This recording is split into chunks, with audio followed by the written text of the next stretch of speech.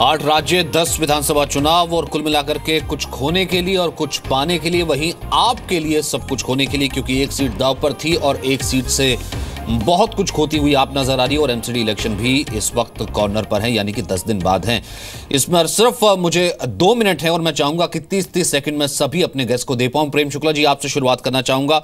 यहां पर एक तरफ दिल्ली आप गेन कर रहे हैं, राजस्थान गेन कर रहे हैं, मध्य प्रदेश एक सीट कहीं ना कहीं आपके लिए लॉस है। कुल मिलाकर के ओवरऑल जो पिक्चर देखी जाए, क्या इसमें से आपका बड़ा टेक है?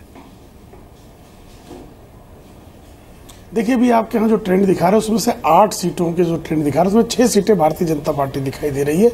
2 सीटों पर जो है कांग्रेस जो 3 थी वो 2 पर आ गई है। 1 सीट पर जो है तृणमूल कांग्रेस पार्टी जो है आगे चल रही है। कुल मिला के सबसे बड़ा ट्रेंड तो आप ये देखिए कि राजौरी गार्डन तो हम जीत ही रहे हैं। बंगाल में 20,000 वोट दूसरे नंबर पर भारतीय जनता पार्टी है और कम्युनिस्ट पार्टी जो वहां शासक रही है उसको 7,000 वोट आपके रिपोर्टर ने बताया और कांग्रेस कुछ वोट चंद वोटों में सिमट गई है। तो राष्ट्रीय स्तर पर यह ट्रेंड है। और दूसरा एक ईवीएम मशीन को लेकर जो मुद्दा उठाया गया, ईवीएम मशीन के संदर्भ में 2009 में भी इस तरह की शिकायतें हुई थी विपक्ष की तरफ से। कांग्रेस ने तब जो है किसी तरह का हस्तक्षेप नहीं किया था, बल्कि इलेक्शन कमीशन ने चैलेंज दिया और उस चैलेंज कहा कि आगे प्रूव कीजिए किसी का टेम्पर किया जा सकता है क्या। कोई पॉलिटिकल पार्टी प्रूव नहीं कर पाई। आज भी इलेक्शन कमीशन चैलेंज कर रहा है। तब तो लोगों को हाईकोर्ट सुप्रीम कोर्ट तक जाना पड़ा था।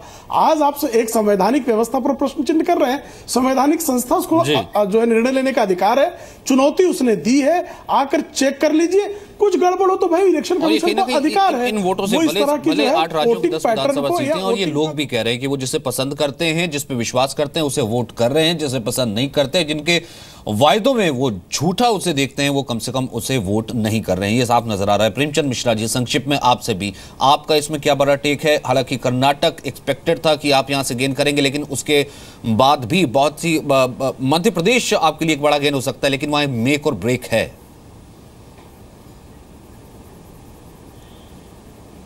देखिए, ओवरऑल आप देखेंगे तो कांग्रेस के लिए उत्साहवर्धक है।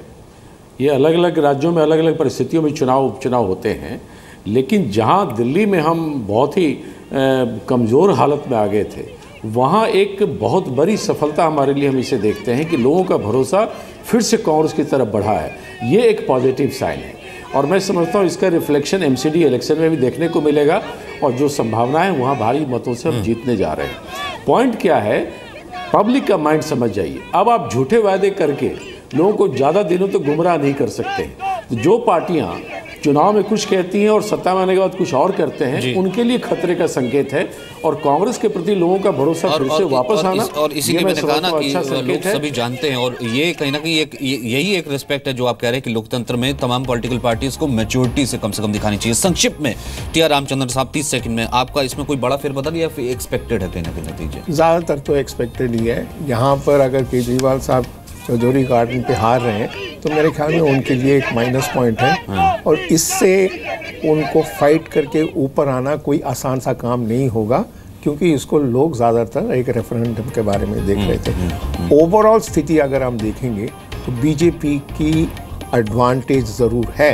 और यानी कि एडवांटेज बीजेपी और कांग्रेस कहीं ना, मेरे पास वक्त इतना ही है, कांग्रेस कहीं ना कहीं एक बार फिर से थोड़ा सा फेथ दोबारा रिस्टोर करती हुई नजर आ रही है। आम आदमी पार्टी के लिए एक बहुत बड़ा सबक है पंजाब की हार के बाद, और अब राजौरी गार्डन में जिस तरीके से नंबर 3 की पार्टी सिमटती हुई नजर आ रही है।